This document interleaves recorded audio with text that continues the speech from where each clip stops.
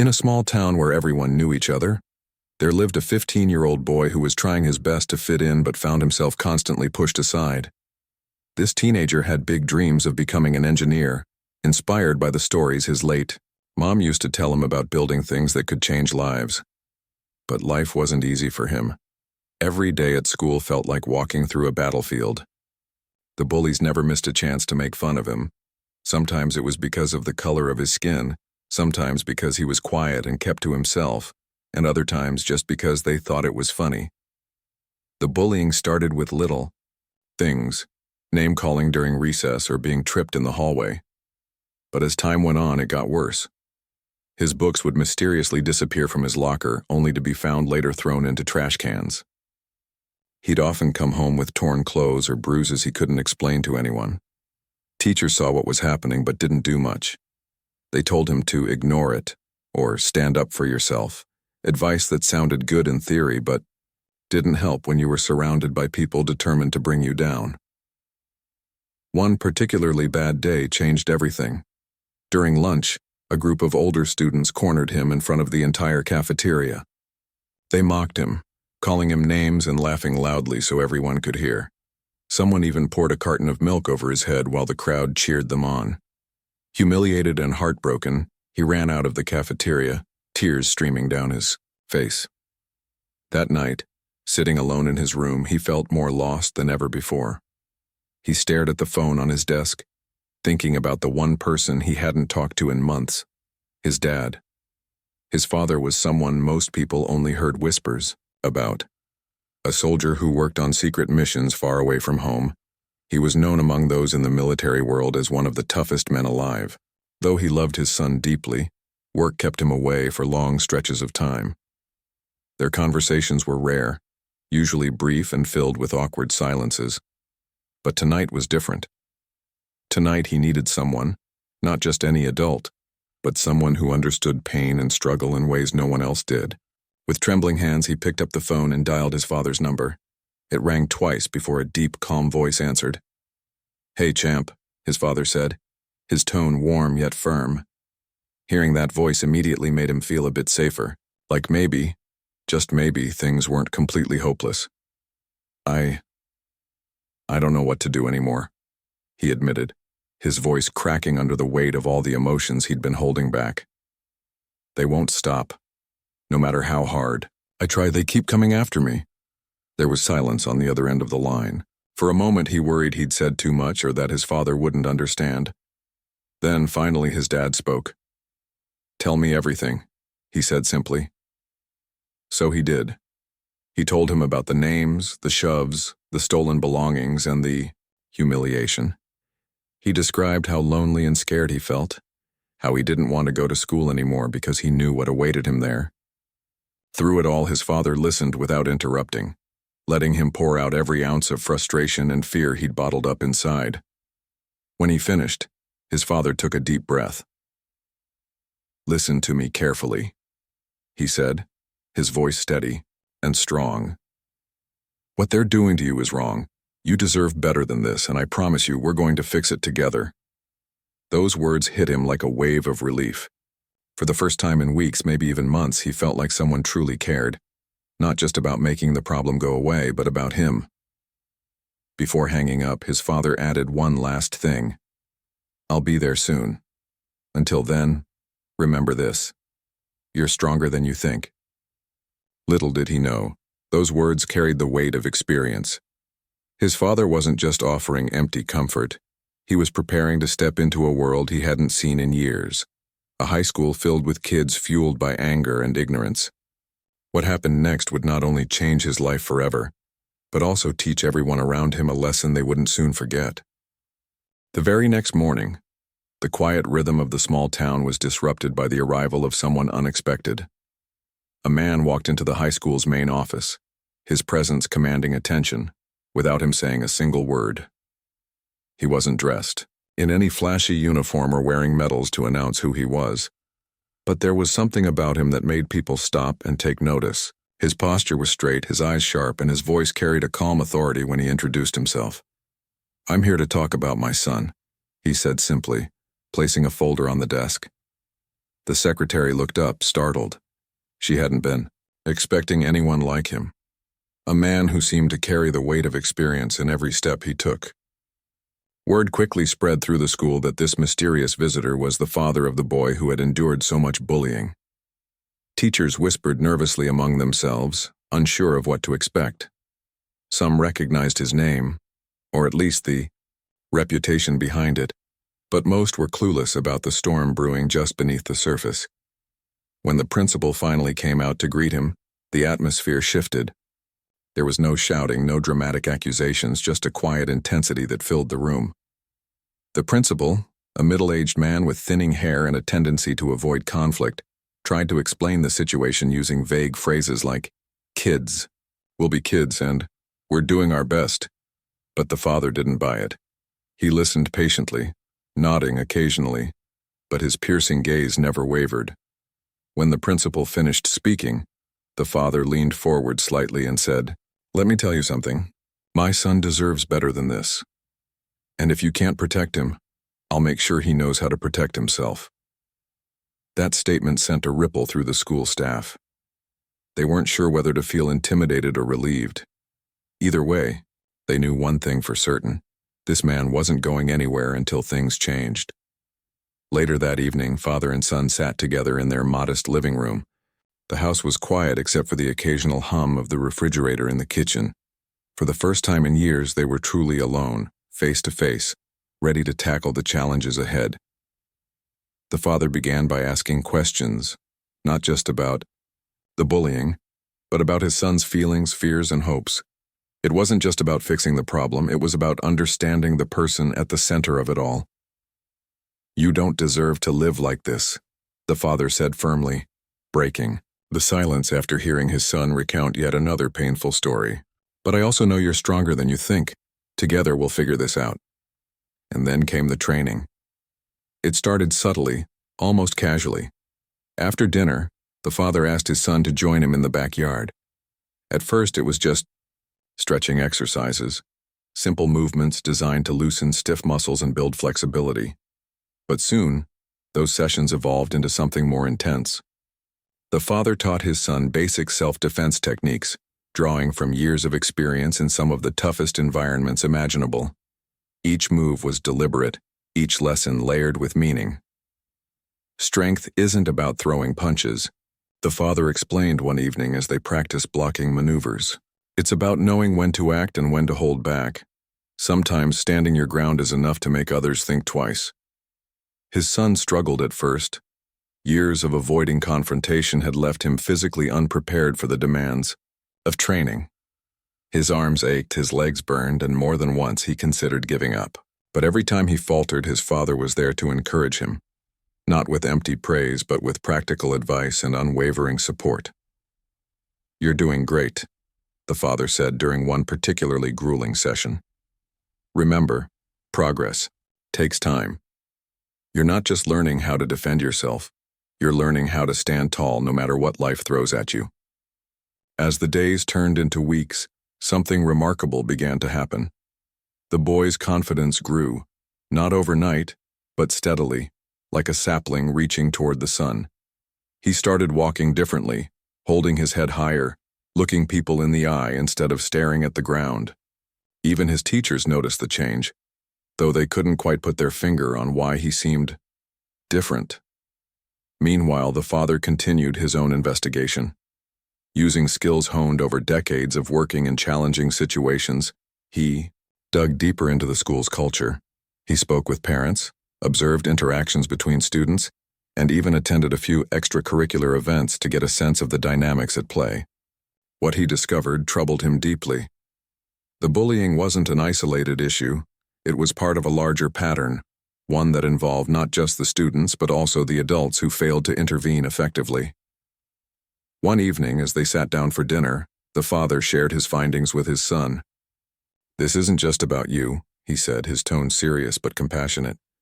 "It's about everyone who feels powerless because of fear. We need to address the root of the problem, not just the symptoms." His son nodded, absorbing the words. Though he still felt nervous about facing his tormentors, he also felt a newfound determination. For the first time, he realized he wasn't fighting this battle alone. With his father by his side, he began to see a path forward, a way to reclaim his dignity and perhaps inspire others to do the same. Little did they know, their efforts were about to spark a chain reaction that would ripple through the entire school. Change was coming, slow but inevitable, and it would start with two unlikely heroes, a boy seeking justice and a father determined to show him the true meaning of strength. The news spread like wildfire through the school. Whispers echoed in the hallways about the mysterious man who had shown up at the principal's office. Some students claimed he was a retired soldier with a shadowy past. Others swore they'd seen him practicing martial arts moves in his backyard late at night. No one knew for sure, but one thing was certain. The father wasn't someone to mess with. His presence alone sent a clear message. Things were about to change. At first, the bullies didn't seem too worried. In fact, they doubled down on their antics, almost as if they were trying to prove that no outsider could scare them off. They taunted the boy relentlessly, calling him names and shoving him into lockers whenever teachers weren't looking.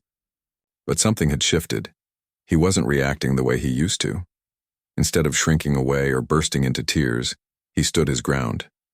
There was a new steadiness in his posture, a quiet confidence that unnerved them. One afternoon, during gym class, the ringleader, a tall, muscular senior known for picking fights, decided to test this change. He swaggered over to where the boy was tying his shoelaces and sneered, "What's wrong? Did your daddy teach you how to cry louder?" The entire class froze, waiting for the usual reaction, a stammered apology or a quick retreat. But instead, the boy slowly straightened up, looked the bully directly in the eye and said nothing. The silence stretched out awkwardly, making the bully fidget. For the first time, he felt unsure. The boy's calm demeanor threw him off balance, and when he finally muttered something under his breath and walked away, the rest of the class exchanged confused glances. Something was different, and it made everyone uneasy. Meanwhile, the father continued his mission to uncover the truth behind the bullying culture at the school. He spent hours talking to parents, many of whom revealed stories of their own children being targeted or witnessing harassment. One mother tearfully confessed that her daughter refused to eat lunch because she feared sitting alone would make her a target. Another parent admitted his son pretended to be sick just to avoid going to school. These conversations painted a grim picture. The problem wasn't limited to a few bad apples. It was systemic, woven into the fabric of the school itself. But the father wasn't content with just gathering information. He wanted action. So he began meeting with teachers individually, asking tough questions about why incidents went unreported or unresolved. At first, some educators bristled, defensive, about their roles in the situation. But the father's approach wasn't confrontational. It was collaborative. He listened carefully, acknowledged their frustrations, and offered practical solutions. Slowly, he started earning their trust. "Look," he told one teacher during a private conversation, "I'm not here to point fingers.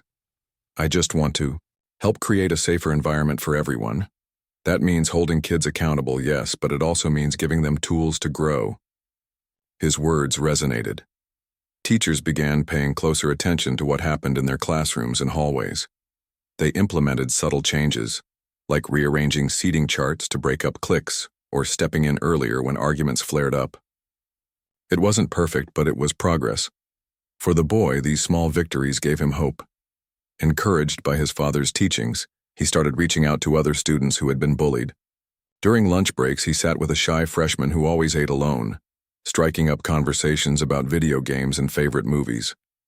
He offered support to a girl in his math class, who often came to school with red eyes, clearly having cried, before arriving. Though he couldn't fix everything, he let them know they weren't alone. And that simple act of kindness made a world of difference. Word of his efforts reached the ears of a group of misfits, students who had long been overlooked or dismissed by their peers. They were an unlikely bunch: a quiet artist who doodled in notebooks during lectures, a chess champion who preferred strategy over sports, and a science whiz whose experiments sometimes set off fire alarms. Individually, they might have faded. into the background, but together, they formed a tight-knit circle of friendship. And when the boy invited them to join forces, they eagerly accepted. Their alliance didn't go unnoticed. The bullies, sensing a shift in power dynamics, grew restless. If the boy wouldn't back down, maybe they needed to remind him who was really in charge. Rumors began circulating about a showdown, one final confrontation meant to put him in his place. The details were vague, but the threat hung heavy in the air. Despite the tension, the boy remained focused. Every evening he trained with his father, learning not just physical techniques but mental strategies to stay calm under pressure. His father emphasized the importance of reading people's intentions and recognizing opportunities to de-escalate situations. Violence should always be a last resort, he reminded him. Sometimes winning isn't about proving you're stronger, it's about showing you're smarter. As the days passed, anticipation built. Students whispered about what might happen next, while teachers nervously monitored interactions between classmates. Even the administration seemed on edge, though no one dared admit it openly. Everyone knew something big was coming. It was only a matter of when and where. Behind the scenes, the father prepared for every possibility. He knew the upcoming confrontation wouldn't just affect his son. It would ripple through the entire school community. Whether it ended peacefully or escalated into chaos depended largely on how everyone chose to respond. Not just the boy, but the bullies, the bystanders, and even the adults tasked with keeping order. Little did anyone realize, the true battle wasn't just about standing up to bullies. It was about breaking cycles of fear and hatred that had taken root over years. Change wouldn't come easily, but with courage, patience, and unity, it was possible. And as the boy stood beside his father, ready to face whatever lay ahead, he realized something profound. Strength wasn't about fighting back. It was about refusing to give up, no matter how hard things got. The air around the school felt heavier than usual as rumors swirled about an impending showdown. Everyone knew it was coming. The tension had been building for days, and now it seemed like there was no turning back. The boy who had once been an easy target was suddenly a symbol of defiance, someone who refused to be pushed around anymore. His newfound confidence unsettled the bullies, especially their leader, a towering senior with a reputation for ruling the hallways with fear. One afternoon, the challenge finally came. As the boy walked out of his last class, he found himself face to face with the ringleader, flanked by his usual crew. Students nearby slowed down, pretending to tie shoelaces or check their phones, but no one missed the scene unfolding in front of them. The bully smirked, crossing his arms as if daring the boy to look away first. "We've got something to settle," the bully said loudly enough for everyone within earshot to hear. "Meet me behind the gym after school. Don't chicken out. This time." For a moment, the boy froze. This was it. The moment he dreaded and anticipated all at once. He could feel dozens of eyes on him, waiting to see what he would do next. Would he back down like he always had? Or would he step up and face the challenge head-on? But before he could respond, a voice cut through the tension. "You don't need to answer that." Heads turned toward the doorway where the boy's father stood, calm and composed. Though dressed casually, his presence commanded immediate attention. Even the bully hesitated, his bravado faltering under the man's steady gaze. Without another word, the father walked over to his son, placing a reassuring hand on his shoulder. Then, addressing the crowd, he said simply, "Let's talk about this later." His tone wasn't angry or confrontational. It was firm, yet kind, leaving no room for argument. The bully muttered something under his breath, but didn't push further. For now, the situation was diffused. That evening, father and son sat together in the living room. The boy looked conflicted, torn between wanting to prove himself and fearing what might happen if he actually followed through with the fight. Sensing his hesitation, the father leaned forward, his expression thoughtful. "Listen," he began. "I know you're scared. I'd be lying if I said I wasn't worried too. But let me tell you something important. Real strength isn't about throwing punches. It's about making choices, even when those choices are hard." He paused, letting the words sink in. "If you choose to fight, I'll support you. but think carefully about why you're doing it. Are you fighting to protect yourself? To stand up for others? Or are you fighting because you feel like you have something to prove? The boy nodded slowly, considering his father's advice. Over the next few hours, they talked openly about what might happen the following day. They discussed strategies, not just physical ones, but ways to stay calm and focused even in high-pressure situations. The father shared stories from his own experiences, recounting moments when he'd faced danger without resorting to violence. There was a mission once, he explained, where everything went wrong. We were outnumbered, outgunned, and completely surrounded. Instead of charging in guns blazing, we chose to negotiate. It took patience, creativity, and a lot of courage. But in the end, we resolved the conflict without anyone getting hurt. His son listened intently, absorbing not just the details of the story but the lessons behind it. By the time they finished talking, he felt more prepared, not just physically, but mentally and emotionally. Whatever happened tomorrow, he knew he wouldn't face it alone. The next day, the atmosphere at school buzzed with anticipation. Students whispered excitedly as they passed each other in the halls, speculating about whether the showdown would actually happen. Some hoped for drama, others secretly rooted for the boy they'd once dismissed as weak. Teachers kept a close eye on interactions, ready to intervene if things got out of hand. When the final bell rang, a small crowd gathered near the gym, curiosity drawing them closer despite warnings from faculty members. Sure enough, the bully and his friends were already there, pacing back and forth like predators waiting for their prey. When the boy arrived, flanked by his father, the murmurs grew louder.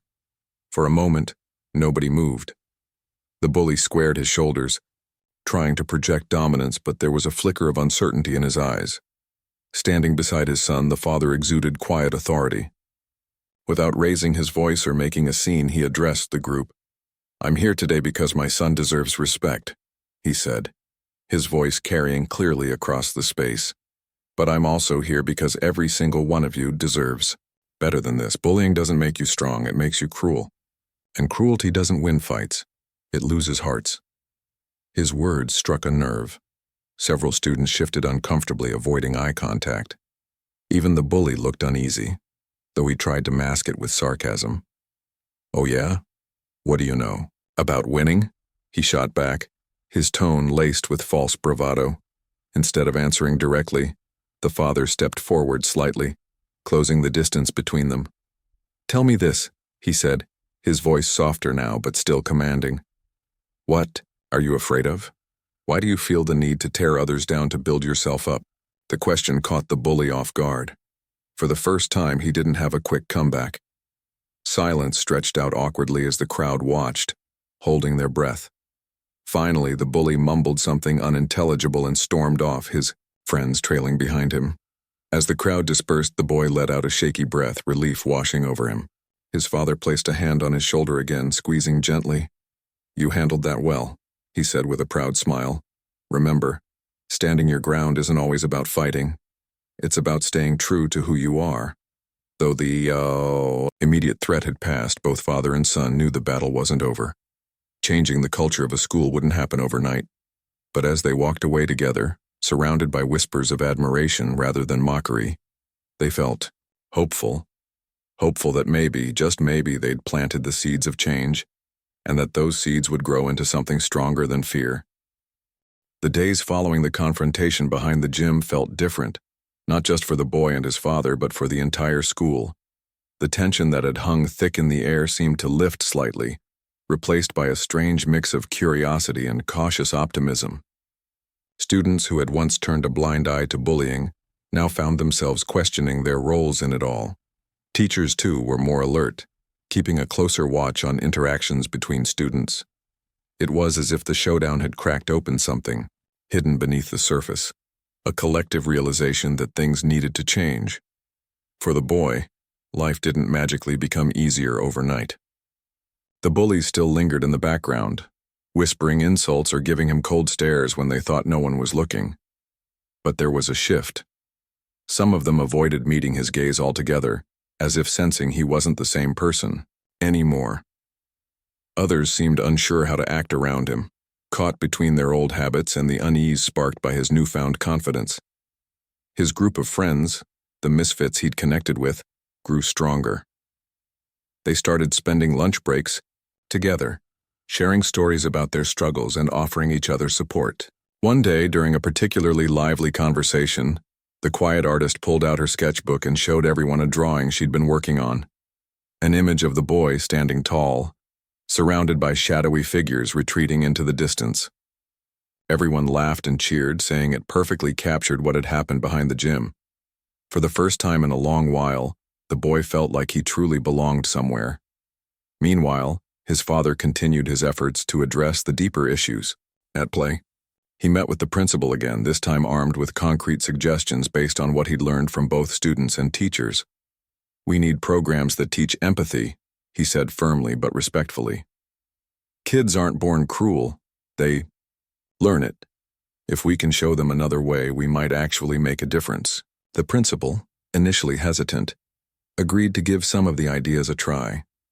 Anti-bullying workshops were introduced, featuring guest speakers who shared personal stories of overcoming adversity. Role-playing exercises helped students understand what it felt like to be on the receiving end of hurtful words or actions. At first, many kids groaned, thinking it was just another boring assembly. But as they participated, some began to see things differently. One workshop stood out in particular. A former student who had dropped out due to relentless bullying returned to speak candidly about his experiences. His story hit close to home for several students, including some who had been part of the problem. Afterward, a few approached him privately to apologize, not because they were forced to, but because they genuinely wanted to make amends. These small acts of accountability started to ripple through the school, creating moments of healing where none had existed before. At home, the bond between father and son deepened. Their evening training sessions became less about physical techniques and more about life lessons. One night, as they sat on the porch watching the sunset, the father shared a story from his own past. "When I was your age," he began, "I faced my share of challenges. There were times when I wanted to give up, to let anger take over. But I realized something important. Real strength comes from lifting others up, not tearing them down." He went on to explain how he'd once led a team in a difficult mission overseas. The key to success hadn't been brute force. It had been trust, communication, and understanding. "You've got that same potential inside you," he told his son. "You're already showing people what it means to lead with kindness and courage. Don't ever lose sight of that." Inspired by these conversations, the boy decided to take a bigger step. With encouragement from his father, he joined the school's peer mentoring program, volunteering to help younger students navigate the challenges of middle school. At first, he worried he wouldn't know what to say or how to connect with them. But as he shared his own experiences and listened to theirs, he discovered a sense of purpose he'd never felt before. Helping others made him feel stronger, not just in body but in spirit. As weeks turned into months, the changes at the school became undeniable. Incidents of bullying dropped significantly, thanks in part to increased awareness and intervention. Students who had once feared speaking up now felt empowered to report problems knowing they'd be taken seriously. Even the ringleader of the bullies, after a stern talk with the principal and his parents, began to tone down his behavior. Though he never openly apologized, his absence from confrontations spoke volumes. Through it all, the boy remained grounded. He knew the journey wasn't over. There would always be challenges, both big and small, but he also knew he had the tools to face them. More importantly, he had a community of people who believed in him, from his father to his friends to the teachers who had finally stepped up. One afternoon, as he walked home from school, he noticed a group of younger kids playing basketball in the park. One of them tripped and fell, dropping the ball. Instinctively, the boy jogged over to help him up. "You okay?" he asked, offering a hand. The kid nodded, brushing dirt off his knees. "Yeah, thanks," he replied with a shy smile. As the boy turned to leave, he heard one of the other kids call out, "Hey, aren't you the guy who stood up to those bullies?" He paused, glanced back, and shrugged modestly. "I guess so," he said. "But anyone can stand up for themselves or for someone else. You just have to decide it's worth it." With that, he continued walking, feeling a quiet pride in the knowledge that his actions had inspired others. Change wasn't easy, and it certainly wasn't quick. But every little step mattered, and he was determined to keep moving forward. One day, one moment, one choice at a time. Months passed, and the small town began to feel different, not just in the school but in the community as a whole. The changes weren't loud or flashy, they were subtle, like the first rays of sunlight breaking through a heavy cloud. Conversations that once revolved around gossip or drama shifted toward stories of kindness and resilience. Parents noticed their kids coming home with fewer complaints about school and more excitement about new friendships. Teachers reported a noticeable drop in disciplinary issues, not because rules had changed, but because attitudes had. For the boy, life had transformed in ways he never imagined. He no longer dreaded walking into the hallways, fearing what awaited him around each corner. Instead, he moved with purpose, his head held high, knowing he belonged just as much as anyone else. His confidence wasn't arrogance. It was rooted in the lessons his father had taught him. Strength lies not in domination, but in compassion.